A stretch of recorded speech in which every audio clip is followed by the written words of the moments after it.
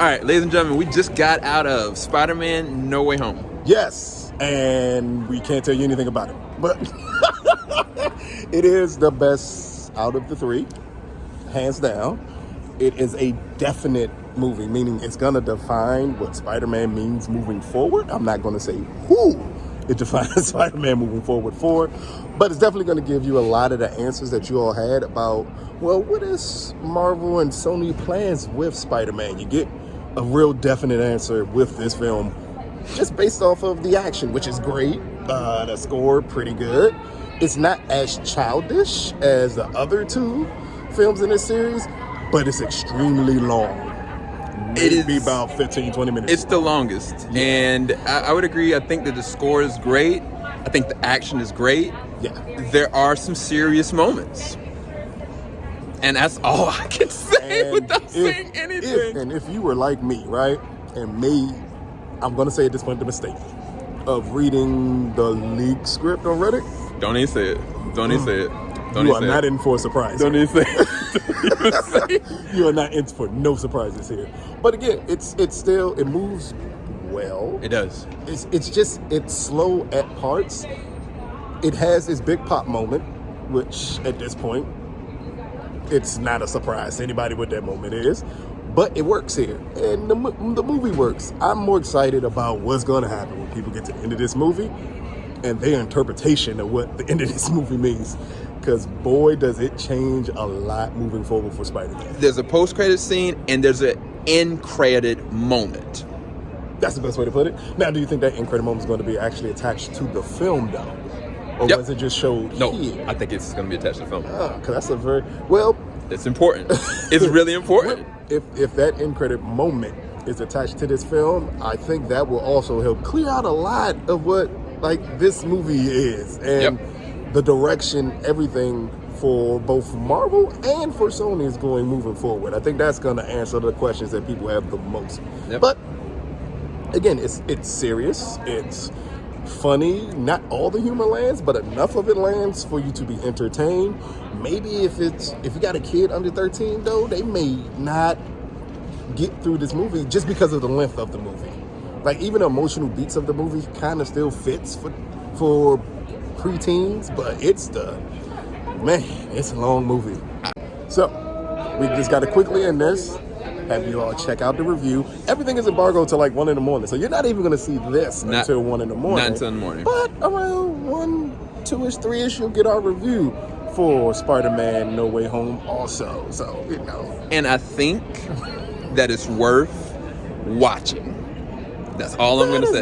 That's a good point to make. Because initially I was kind of like, is it going to be worth it?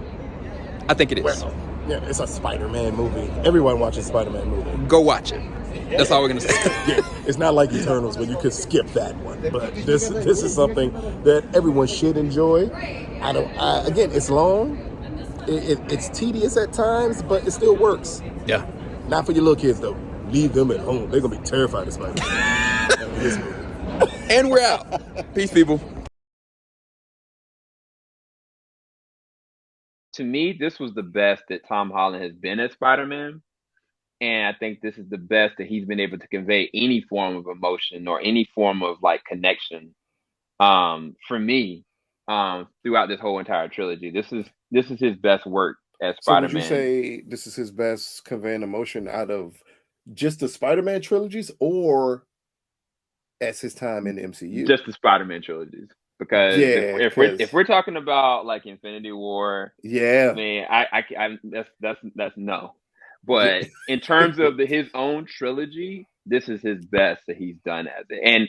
And there's more I want to talk about in terms of other acting as it pertains to the Disney or Marvel produced with Sony Spider-Man films. This is the best one. Yeah. Is it the best Spider-Man movie? No. It's not the same type of excitement, nor is it supposed to be, because the film is more serious. Yeah, it is. It's like going into a Joe Schumacher Batman film and then complaining that Christopher Nolan films aren't as exciting. They're not supposed to be. Right. And that's the tonal switch that you get here. Yeah, and I think that some of you guys that are Spider-Man fans, I think you're gonna appreciate it. I really do think that there are gonna be people that are really gonna appreciate it. On Marvel's side and on Spider-Man's side, I think that you're gonna come out of this really enjoying it and maybe possibly wanting to watch it again. I don't know how I rank it.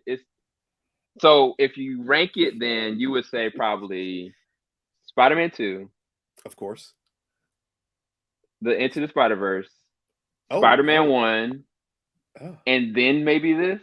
Our order's a little off because mine would clearly start with Into the Spider-Verse. Okay. But if we go on live, I'm gonna try to keep it live action. We all can acknowledge Into the Spider-Verse is the best Spider-Man film. I agree. Spider-Man 2, mm-hmm. Spider-Man 1. Mm-hmm.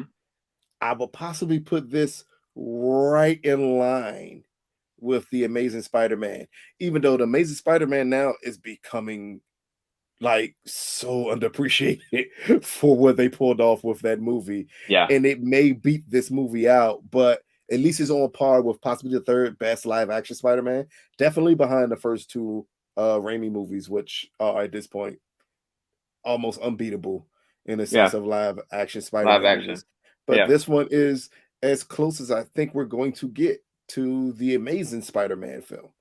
I think this movie really it really nails the point that we want to ground Spider-Man a little more. We need to take him away from the big Avengers type threats. Yeah. You need Spider-Man to be grounded a little more, and this movie manages to do that. Yeah, I would completely agree. I would put it literally like this is my idea of the third Spider-Man film, the third successful. But yeah, so what do you rate this? 1 to 10? I know you always do the superhero versus film. Because all superhero films are on a sliding scale. So as far as the superhero film, what do you rate this? I would say possibly an 8 out of 10. I knew you were gonna say that. Yeah, like I mean, I'm struggling between the 7.5, but I'm gonna say an 8 out of 10. If it was 15 minutes shorter, I probably would have gave it a better score. So okay, as a geek, and you know I am, as a superhero, I ate all of that up. Unfortunately, I all the action moments, all the things that were happening, specifically in the third act, I fanboyed out. I'm not gonna lie to you guys. Like I was completely in it. There's a moment in the second act, like Lucas was next to me. He's like, looked at me like, oh yeah, he's freaking out. So yeah, because it did. I'm like, oh, okay, that was cute. He knew. He already knew everything was. I was freaking out. Like the inner kid in me was like, what the heck is going on here? So for me, yeah, I rank this. Actually, man, I don't know. 9 or 9.5 out of 10. I really did enjoy this. I feel like once I watch it again, I don't know. I wonder if this is gonna grow on me or not. See, I'm gonna rest this at like a 9 for now, and I'm gonna wait and see how I feel a little bit later. So I opt to say for right now I'm leaving it at 9. It may go up, or it may stay the same, or may go down. Because I wonder.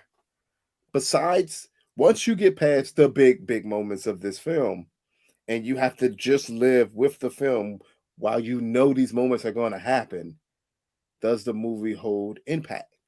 So I said something before the movie started, and I wanted Tom Holland's Spider-Man to actually grow, not physically, but emotionally and dynamically. And this movie, for the first time, I actually felt that. Like, honestly, this movie to me felt like, you remember like in Homecoming, where Peter like got like Vulture just left this man with all the pile of stuff on him.